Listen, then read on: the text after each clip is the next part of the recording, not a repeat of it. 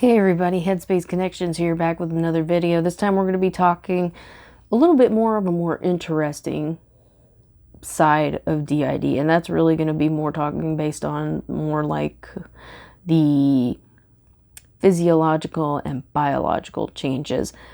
Not really something we've been asked about, but I think it's just an interesting subject, so we're going to talk a little bit based on that. Now, for those of you that are new to the concept or anything like that, DID is bizarre syndrome, if you want to call it that, in which two or more distinct personalities inhabit a single body. Now, people with DID often will have an awareness of their condition, but they don't really realize that what's going on is that the control of their body is being passed back and forth from alter to alter. And, because they don't realize that, they'll feel like they're suffering from some kind of amnesia, confusion, blackout spells, etc. Now, one of the most common statistics regarding systems of dissociative identity disorder is that there's generally a history of some form of like monstrous psychological, physical, or sexual abuse. So many researchers, conclude that being multiple or a system is like the psych's way of coping with basically extraordinary, just soul-crushing pain by dividing up into multiple personalities or alters. The psych is basically, brain or psych, however you want to put it, is basically able to parcel out the pain, so to speak, in a way, and have several personalities bear what would be too much for just one person to take. Another unusual feature with DID is that each personality can possess a different brainwave pattern. Not just that, they also have strong psychological separation from one another, because, each can have their own name, their own age, memories, and abilities. Now, often each will have their own, handwriting style, gender, cultural differences, racial background, artistic talents, foreign language fluency, and even IQ. Even more noteworthy are the biological changes that can take place when alters and personalities switch. For example, a medical condition possessed by one personality will mysteriously vanish when another personality takes over. Now, Dr. Bennett Braun of the International Society of the Study of Multiple Personalities in Chicago actually documented a case where one patient's alters were allergic to orange juice. Some of you may be familiar with this account. You read about a lot in some different research papers and stuff. But basically what it was is that this one guy had personalities that were all allergic to orange juice, except one. So whenever this guy or one of the personalities that was allergic to orange juice would drink it, he would break out in this just horrendous rash. Now, when that one personality that wasn't allergic to orange juice would come out, the rash would instantly start to fade a little bit, and the guy could keep drinking orange juice no problem. But, allergies aren't the only thing that can, switch on and off. Sometimes even drugs can affect each alter differently, say if one alter gets drunk, by switching out those personalities, instantly sober. We've actually experienced that ourselves. It's like we've never been able to get drunk ever, and it took a while before we realized why, and that was because of that. Everybody, we'd keep switching out as soon as somebody got wasted, so it's like we never had to worry about having a DD. It said Braun also recorded a case where they did some tests where 5 milligrams of a tranquilizer known as diazepam, would sedate one alter, while 100 milligrams wouldn't even phase another one. And then, of course, there's also the possibility that if a child personality happened to switch out while they had a high dosage, there was a higher chance of possibility of an overdose. And for even systems in general, it can be very difficult to anesthesize some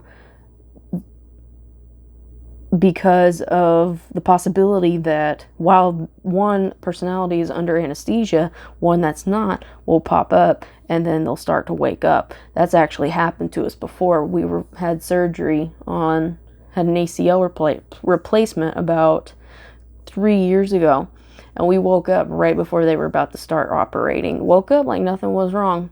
You know, couldn't feel our legs, it was numb, but we just woke up. That's it. I'll tell you what, I've never seen a hospital room go into such a panic that fast. That was interesting. Other conditions that can vary include like scars, burns, marks of some kind, cysts, left or right-handedness. Obviously, that's one of the most common things that you'll find, is some will be right-handed, some will be left. Visual acuity, your general eye vision can be different. There's even some systems that have 2 or 3 pairs of glasses to accommodate everybody. And we do too. We have, you've seen us with our regular half-frame glasses, but we also have another pair that look like retro 50s. I don't know why we have those. I really don't. They are the gaudiest things you've ever seen. But we have them. Some alters or personalities will even be colorblind, and another one won't. Eye color can even change. There was even one case of a woman with original brown eyes was talking with her therapist going over trauma treatment. And in the middle of it, it only lasted for about 10 seconds, but her eyes were the brightest, clearest blue. Very, very noticeable change. Like I said, only lasted for about 10 seconds, but it was noticeable. And there are even some cases where women will have 2 or 3 menstrual periods a month because alters will have different cycles. I know for a while there, it was getting to where body was having like 2 cycles a month, 2 or 3 cycles a month, because nothing was regulated. Everybody was doing their own cycles at their own times. Now it's a little bit more regulated, but back then it was nuts. Speech pathologist Christy Ludlow also found that even when alters switch, voice patterns for each alter will be different. And to be able to accomplish something like that would have to require such a deep physiological change that even the most talented actors, they can change their voice, but they can't change their voice patterns. There's just something about it that, you could talk in a British accent, you could talk in an Indian accent, but your voice is still going to sound, there's going to be a slight thing in there that always is going to sound the same. Unless you're a system. If you're a system in between personalities, that will change. They've noted that already. Even medical conditions. There was a case of one system that was admitted to the hospital for diabetes, and the doctors were baffled because they ran tests on her and nothing showed up for diabetes because she had switched out to an alter that didn't have diabetes. Even accounts of epilepsy coming and going between different alters. Psychologist Robert A. Phillips Jr. Robert A. Phillips Jr. He reported that even sometimes tumors can appear and disappear between altars. He didn't really specify what kind, but he said that they noticed that that happened with some. There's even studies that show that multiples also tend to heal faster than most non-systems. Like, for example, they've had cases of, on record, third-degree burns would heal at an extraordinarily fast pace. There's even some speculations from some that say that wonder if whether systems don't even age as fast as other people. I mean, is it true? I don't know. All I know is that bodily we're 27 years old and people still think we're 16, 18 because they say that we don't look our age. So maybe there is some truth to that. I don't know. Let's see.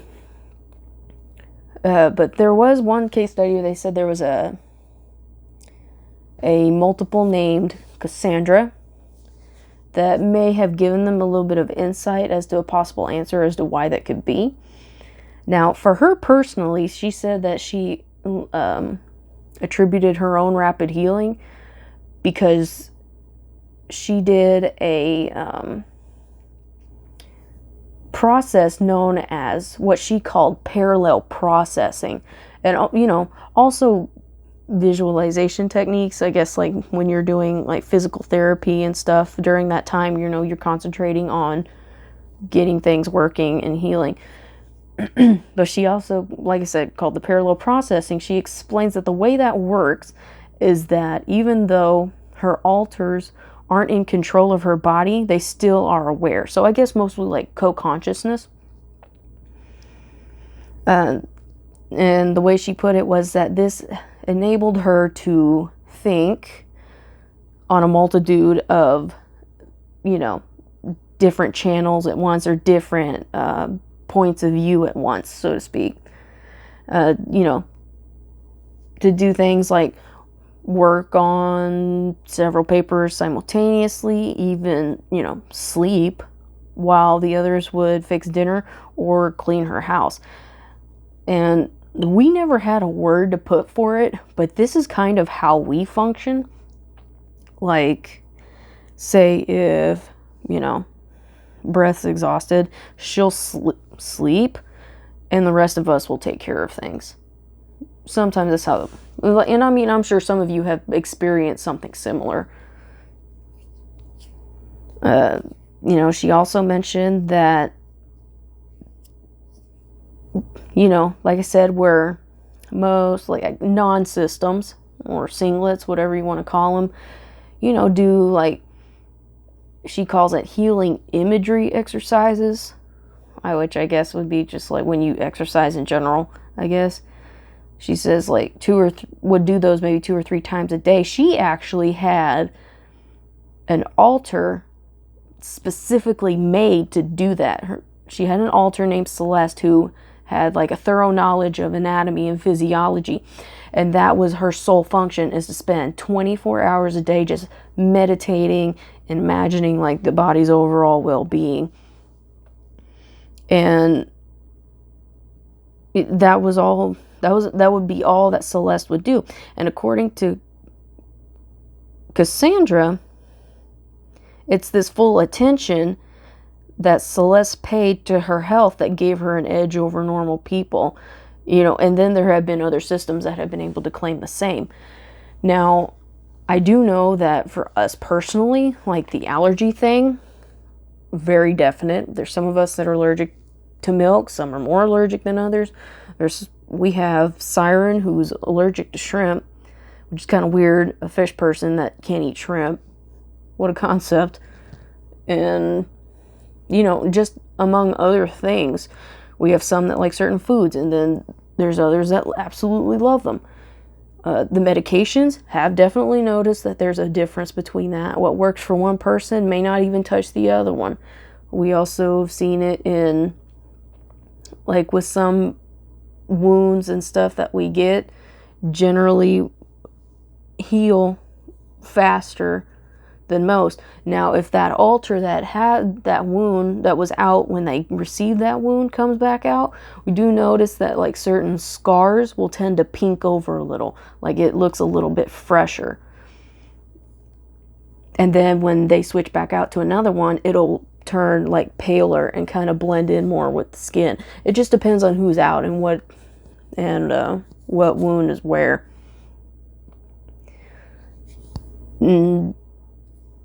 Let's see, what else? What other changes did we notice? But yeah, I mean, just in general, we've noticed that with certain things, we were always kind of like fast healers.